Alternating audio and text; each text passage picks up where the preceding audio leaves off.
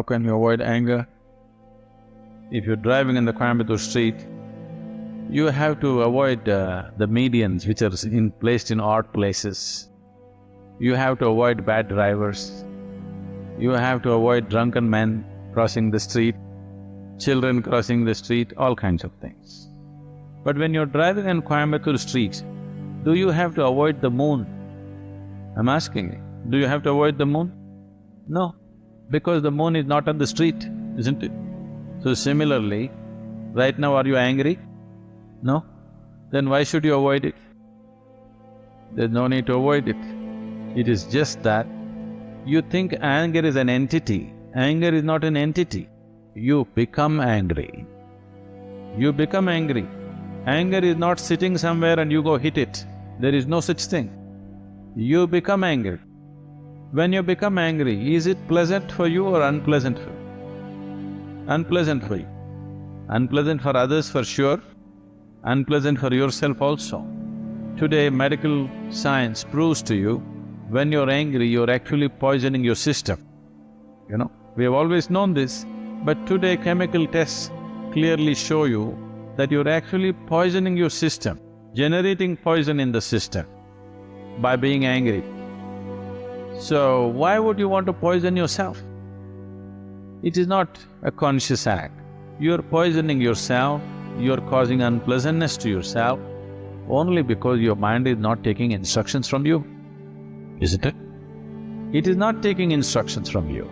If it was taking instructions from you, you would have said blissfulness, isn't it? You wouldn't say anger. But now when you want to be peaceful, it is getting angry because it is not taking instructions from you. So if your mind is not taking instructions from you, you have to pay a little more attention to it. Why is it not taking instructions from you? If you understand this, you don't have to avoid anger, because anger is not sitting there and getting at you. You are becoming angry, you are becoming unhappy, you are becoming miserable. These things are happening to you essentially because you have not done anything to take your faculties under your control. It is happening accidentally, just by chance. If outside situations are good, you are also good. If outside situations are bad, you're also bad. That is not how human life should be. Human life should be like this. If I am good, everything around me becomes good. This should be the reality, isn't it?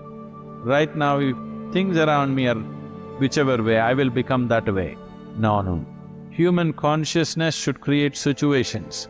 Right now, situations are creating human consciousness. That's not the right way to shape human life. What a vision means is, see, everybody has desires. Desire is an incremental way of enhancing our life. Today you desire, I must have a home, tomorrow you desire, I must have this money, tomorrow you desire something else. These are incremental ways of arranging and rearranging our lives, which are needed to do a few things.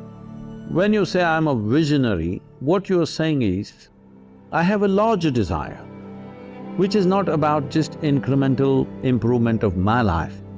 Desire is about me always.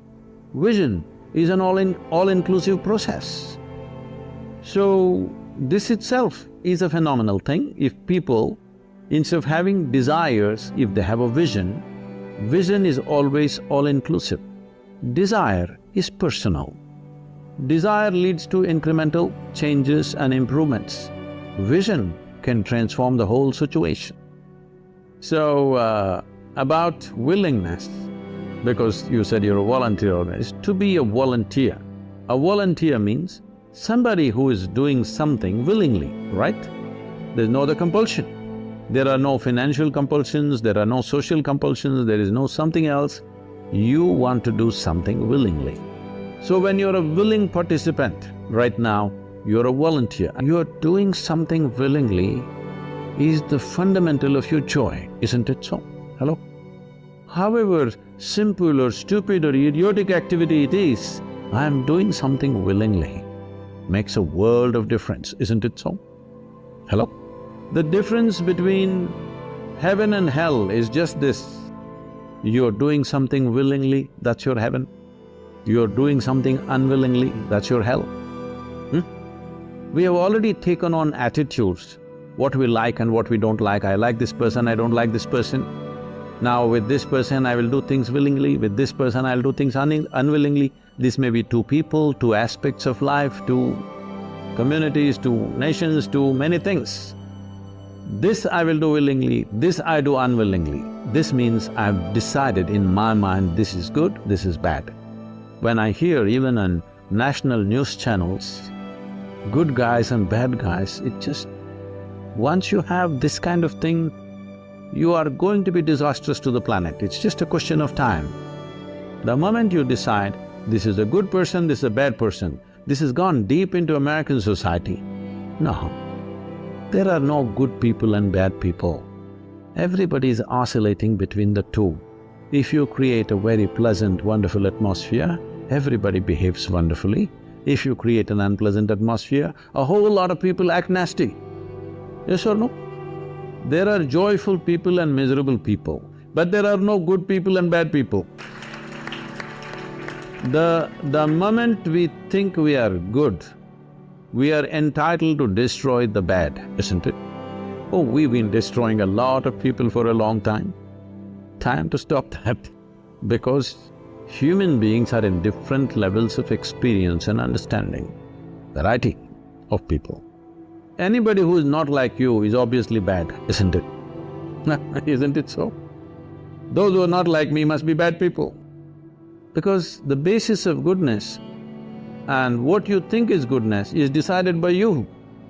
No, you have no business to do that. Willing means this, I'm just willing. I'm 100% yes to life. I am not yes to this one, no to this one, no. I am just yes and yes to life. If you are 100% yes to life, you are a volunteer. You have become a willing life. You have become so willing that you have no will of your own. People ask me, Sadhguru, how do you operate with all these people? All kinds of horrible questions they're asking, they're doing this, they're doing that. I said, my life is not about them, it's about me. It's about how I am. It's about me. It doesn't matter how they are, that's their choice. But how I am is my choice, this is my way. No matter what they do, I'm like this. Because I have not given that freedom to anybody that somebody can freak me, somebody can make me angry, somebody can make me happy, somebody can make me unhappy. These privileges I kept to myself. It's time you do that too. Because if somebody else can decide what can happen within you right now, isn't this the ultimate slavery? Huh? Isn't this? Someone else can decide what should happen within you. What happens around you, of course, so many people decide. What happens around us is not 100% ours. But what happens within me must be my making, isn't it? Right now, just about anybody can freak anybody because they're not volunteers, they're unwilling. Volunteering means you have no will of your own, you can do whatever is needed. So people keep coming up to me on a daily basis, Sadhguru, I can't work with this person, she's so horrible, I can't do it. I tell them, see, in this world, this is the sort of people who exist, like this, like this, like this, like this is the kind of people there are. But if you want to work with ideal people, you must go to heaven, and today.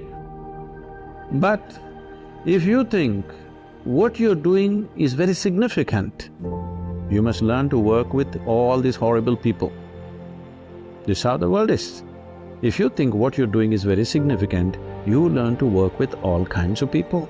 You will see horrible people will do wonderful things. Yes? Yeah. But if you want to work with ideal people, you won't find any. I haven't found one yet. There are all kinds of mixed bags. But if you are willing that you are not yes and no, yes to one, no to another, you're simply one big yes, you will find a way.